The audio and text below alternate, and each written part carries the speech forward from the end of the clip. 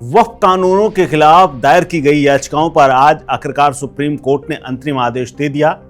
Court ने आदेश को पढ़ते हुए स्पष्ट किया कि कानून को रद्द करने या फिर स्टे लगाने या फिर बैन लगाने जैसा ऐसा कुछ नहीं है। यानी रद्द करने या फिर उस पर रोक लगाने से कोर्ट ने इनकार कर दिया। हालांकि कुछ प्रावधानों पर इन याचिकाओं में मांग जो की गई थी उन पर ध्यान देते हुए रोक लगा दी और कुछ प्रावधानों को बदल दिया गया।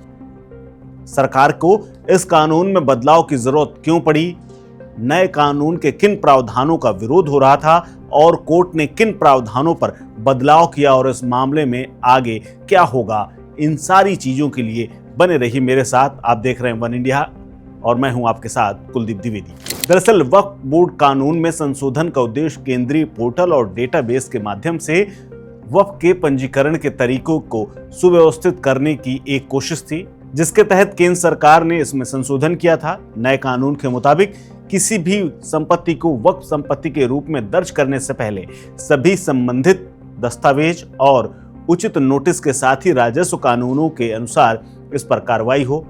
इसका मकसद था वक्फ बोर्ड के कामकाज में जवाबदेही और पारदर्शिता को बढ़ाना, साथ ही इन निकायों में महिलाओं की अनिवार्य भागीदारी को सुनिश्चित करना। केंद्र यही सारे तर्क पहले दिन से ही देता रहा है। लेकिन वक्फ कानून के किन प्रावधानों का विरोध हुआ, अब इसको जान लीजिए। दरअसल नए वक्फ कानून में गैर मुसलमानों को भी केंद्रीय वक्फ परिषद और राज्य वक्फ बोर्डों में शामिल करने का प्रावधान किया गया था, जिसके बाद विरोध शुरू हुआ। विरोध करने वाले लोगों का तर्क था कि वक्फ एक इस्लामिक संस्था है और इसमें गैर मुसलमानों को शामिल करना धार्मिक स्वतंत्रता अनुच्छेद 26 का उल्लंघन है। नए कानून में जिला कलेक्टर को पावर दी गई थी और कहा गया था कि कलेक्टर को वक्फ संपत्तियों के सर्वेक्षण और विवादित संपत्तियों की स्थिति तय करने का अधिकार होगा।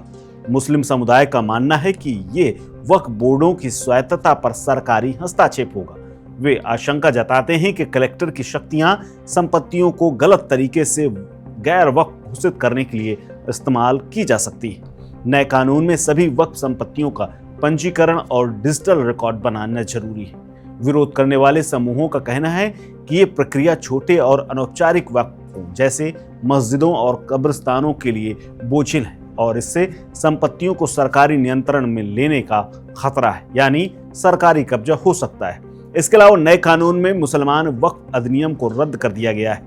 वक्फ कानून का विरोध कर रहे लोगों का कहना है कि इससे ऐतिहासिक वक्फ संपत्तियों की मान्यता खत्म हो सकती है, जिससे धार्मिक और सांस्कृतिक विरासत को नुकसान पहुंच सकता है। हालांकि वक्फ ट्रिब्यूनल के अधिकारियों को कम करने को लेकर के कलेक्ट्रेट और अन्य सरकारी अधिकारियों को अधिक शक्ति देने का भी विरोध हो रहा था। विरोधी मानते हैं कि ये वक्फ विवादों को निपटाने की स्वतंत्र प्रक्रिया को कमजोर करता है, इससे सरकारी हस्तक्षेप बढ़ेगा। हालांकि कहा जाए तो ये एक डर भी था। हालांकि कुछ नेताओं और संगठनों का दावा है कि संशोधन से वक्फ संपत्तियों को गैर वक्फ घोषित कर निजी या सरकारी उपयोग में लाने का रास्ता खुल सकता है। कोर्ट ने किन प्रावधानों में बदलाव किया, अब इसको समझ लीजिए। सबसे पहले है धारा 3R, जिसमें वक्फ कानून में प्रावधान किया गया है कि कोई भी व्यक्ति अगर 5 साल तक इस्लाम धर्म का पालन करता है तो ही वो कोई संपत्ति वक्फ को दान कर सकता है। कानून के सेक्शन 3R में इसका प्रावधान किया गया था। इस पर कोर्ट ने स्टे लगा दिया है। यह स्टे तब तक लागू रहेगा जब तक राज्य सरकार इस बात का परीक्षण करने के लिए कानून नहीं बना लेती कि कोई व्यक्ति मुसलमान है या नहीं, यानी उसको तय करने का एक फॉर्मूला नहीं बन जाता है। कोर्ट ने कहा कि बिना किसी ऐसे नियम या तंत्र के किस प्रावधान के जरिए शक्ति के दुरुपयोग की आशंका बनी रहेगी। मीडिया रिपोर्ट्स ये भी कहती हैं और बताया गया है कि इसी तरह से वक्फ संशोधन अधिनियम 2025 में प्रावधान है कि 5 साल से अधिक वक्त तक इस्लाम का पालन करने वाला ही वक्फ बोर्ड का सदस्य बन सकता है। सुप्रीम कोर्ट ने इस पर भी रोक लगा दी और कहा है कि जब तक राज्य सरकारें इसको लेकर के कोई उचित नियम कानून नहीं बना लेती तब तक ये शर्त सस्पेंड रहेगी, यानी स्टे रहेगा। इसके बाद आती है धारा 2C, यानी प्रोविजो। कोर्ट ने कानून के लिए किए गए वक्फ संपत्तियों के पंजीकरण के प्रावधान पर किसी तरह की रोक नहीं लगाई। कोर्ट का मानना है कि इस तरह की व्यवस्था से पहले से ही लागू है और इस व्यवस्था की चिंताएं जाहिर हैं कि पंजीकरण के लिए दी गई समय सीमा में संशोधन किया जाना चाहिए। कोर्ट ने कहा कि अपने आदेश में इस मुद्दे का ध्यान रखा है कोर्ट ने कहा कि हमने 1995 से 2013 तक रजिस्ट्रेशन का अस्तित्व रखा और अब फिर से, इसीलिए हम मानते हैं कि पंजीकरण नया नहीं है। वहीं कोर्ट ने सरकार की ओर से तय किए गए प्रावधानों के अनुसार वक्फ की भाषा से वक्फ बाय यूजर को डिलीट करने पर कोई स्टे नहीं दिया है।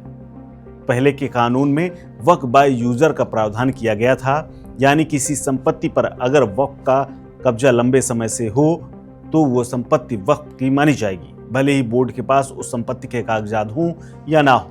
इस कानून में इस प्रावधान को हटा दिया गया है। कोर्ट ने वक्फ संशोधन अधिनियम 2025 के सेक्शन 3C में किए गए प्रावधान पर भी रोक लगा दी है। इसमें कहा गया है कि कोई भी संपत्ति जब तक वक्फ नहीं मानी जाएगी, जब तक कि एक प्राधिकारी अधिकारी यानी कलेक्टर कम से कम इस बात की रिपोर्ट नहीं दे देता कि वक्फ की घोषणा में किसी तरह की अतिक्रमण की कोई आशंका नहीं है और कोई अतिक्रमण शामिल नहीं है या ऐसी संपत्ति सरकारी नहीं है। हालांकि कोर्ट ने इस प्रावधान पर यह कहते हुए रोक लगा दिया कि किसी भी व्यक्ति के व्यक्तिगत अधिकार पर कलेक्टर को फैसला लेने का अधिकार नहीं दिया जा सकता। यह अधिकारों के विकेंद्रीकरण का उल्लंघन होगा। इसके अलावा गैर मुसलमानों को यानी हिंदू, सिख, तमाम अन्य लोगों को बोर्ड में शामिल करने के सदस्यों के तौर पर भी एक फैसला दिया गया है। दरअसल बोर्ड में गैर मुस्लिम सदस्यों की संख्या सीमित कर दी गई। केंद्रीय वक्फ परिषद में अधिकतम 4 गैर मुस्लिम हो सकते हैं। वहीं राज्य वक्फ बोर्ड में अधिकतम 3 सदस्य होंगे। धारा 23 एक्स वक्फ संशोधन अधिनियम 2025 में प्रावधान है कि वक्फ बोर्ड के 11 सदस्यों में से गैर मुस्लिम भी शामिल होंगे। इस पर सुप्रीम कोर्ट ने निर्णय दिया है कि वक्फ बोर्ड में 3 से ज्यादा मुस्लिम सदस्य शामिल नहीं हो सकते हैं। इसके अलावा केंद्रीय वक्फ परिषद के 22 सदस्यों में 4 से ज्यादा गैर मुसलमान सदस्य नहीं हो सकते हैं। कोर्ट ने वक्फ कानून के सेक्शन 23 पर किसी तरह की रोक नहीं लगाई है, यानी कानून के इस सेक्शन में वक्फ बोर्डों के एक्स ऑफिसियो मेंबर यानी CEO की नियुक्ति का प्रावधान किया गया है। इस पर कोर्ट ने कहा है कि जहां तक संभव हो किसी मुस्लिम को ही इस पद पर नियुक्त किया जाना चाहिए। हालांकि उन्होंने ये नहीं स्पष्ट किया है कि सिर्फ मुसलमान ही हो सकता है। हालांकि इसको लेकर के सिर्फ राय दी। अब आगे क्या हो सकता है? दरअसल नया वक्फ कानून लागू रहेगा और प्रशासन इसके अनुसार कार्रवाई करेगा। जिन प्रावधानों पर कोर्ट ने रोक लगाई है उनसे जुड़े मामलों पर कार्रवाई नहीं होगी। इस बीच सुप्रीम कोर्ट में भी सुनवाई और बहस लगातार जारी रहेगी। सुनवाई पूरी होने तक कोर्ट का अंतरिम फैसला लागू रहेगा। कोर्ट अंतिम फैसला सुनवाई के बाद सुनाएगा। सुनवाई के बीच में नए आदेश या निर्देश भी जारी किए जा सकते हैं। जब राज्य यह तय कर लेंगे कि इस्लाम का अनुयायी कौन है, तब प्रावधानों पर दोबारा चर्चा हो सकती है। फिलहाल इस खबर में इतना ही। अपडेट्स के लिए बने रहिए वन इंडिया हिंदी के साथ। नमस्कार। Subscribe to One India and never miss an update. Download the One India app now.